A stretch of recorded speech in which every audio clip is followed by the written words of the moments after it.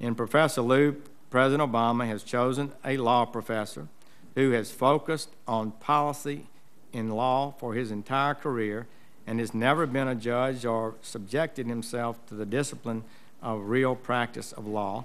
And that nomination is for the Ninth Circuit Court of Appeals, one of already the most undisciplined court in America, the most activist court in America. And in Solicitor General Kagan, the President has chosen another academic who has focused on policy the majority of her career, including in the Clinton administration, and has never been a judge or seriously practiced law, to sit on the highest court in the land. As a former academic himself, it's clear that the President tends to prefer academic approaches to the law over the prosaic efforts to daily follow the law as written.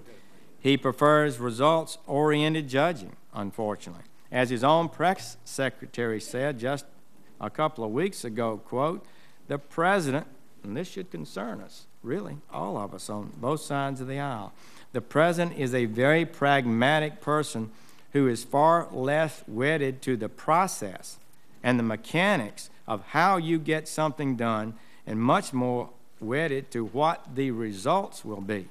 He's much more result-oriented," close quote.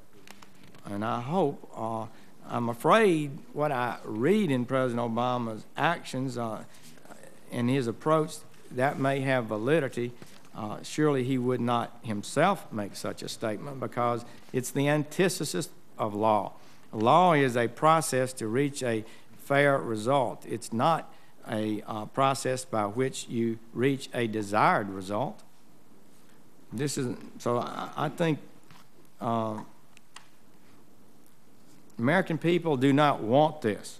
The American people are increasingly concerned that Washington is disregarding legitimate constitutional limits on government power. They don't want judges on district courts, the circuit courts, or the Supreme Court who will be simply a rubber stamp for the President's ambitious domestic agenda. They want impartial judges who will fairly uphold the constitutional limits, even where that goes against a political agenda of someone or some party.